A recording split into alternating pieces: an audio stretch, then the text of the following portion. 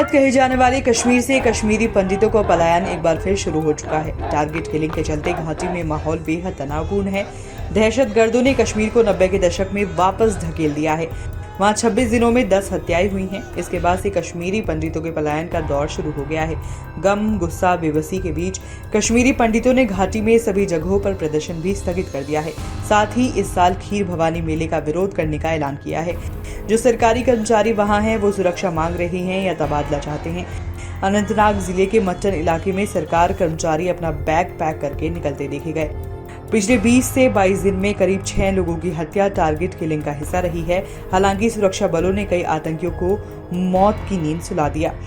PM package के तहत एक कर्मचारी अमित कौल ने न्यूज एजेंसी एएनआई से कहा कि स्थिति बद से बदतर होती जा रही है।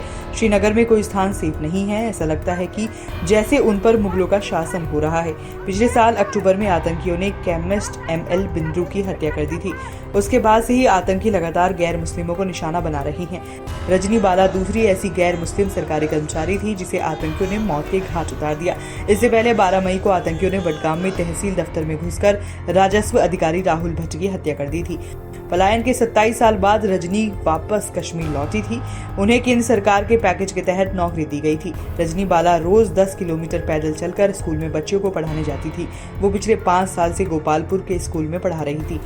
रजनी बाला ने आर्ट्स में मास्टर किया था। इसके अलावा उनके पास बीएड और एमफिल की डिग्री भी थी। रजनी बाला कुलगाम में अपने पति और 13 साल की बेटी के साथ रहती थी। बडगाम में 12 मई को राहुल भट्ट की हत्या के बाद से घाटी से पलायन का सिलसिला जारी है। बडगाम में एक शेखपुरा पंडित कॉलोनी है। राहुल भट्ट जिनकी हत्या हुई है यही रहते थे। यहाँ पहले कश्मीरी पंडितों के 350 परिवार रहते थे, लेकिन अब 150 परिवार यहाँ से निकल गए हैं। बडगाम के चडूरा में तहसील परिसर में घुसकर कश्मीरी पंडित राहुल भट्ट की हत्या कर दी गई थी। राहुल भट्ट सरकारी कर्मचारी थे। उनकी पत्नी ने बताया था कि राहुल भट्ट की तैनाती पहले बडगाम डीसी ऑफिस में थी। 2 साल पहले उनका ट्रांसफर चडूरा में कर दिया गया। हालांकि राहुल भट्ट लगातार ट्रांसफर करने की बात कह रहे थे, लेकिन डीसी बडगाम और एसीआर ने इसे नहीं माना। जानकारी मिली है कि इन टारगेट किलिंग की प्लानिंग पिछले साल पाकिस्तान अधिकृत कश्मीर में रची गई। इस दौरान 200 ऐसे लोगों की लिस्ट तैयार की गई थी जिनकी जान लेनी थी। कश्मीर में टारगेट किलिंग की प्लानिंग 1 साल पहले पीओके के मुजफ्फराबाद में रची गई थी। कश्मीर में काम करने वाले कश्मीरी पंडित इस साल खीर भवानी मेले का विरोध करेंगे। ये मेला 8 जून को होना है।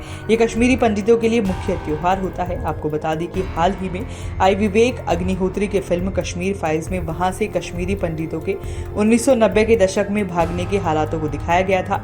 इस पर काफी सियासी बहस भी छिड़ गई थी। देश भर में लोग कश्मीर में बाहरी लोगों और हिंदुओं की सुरक्षा को लेकर चिंतित हैं। इस मुद्दे को लेकर सोशल मीडिया से लेकर तमाम मंचों पर लोग कड़े कदम उठाने की मांग कर रहे हैं। उधर जम्मू कश्मीर के उपराज्यपाल मनोज सिन्हा दिल्ली में हैं। कश्मीर और कश्मीरी पंडितों के मुद्दे पर गृह मंत्रालय ने भी हाई लेवल मीटिंग की है।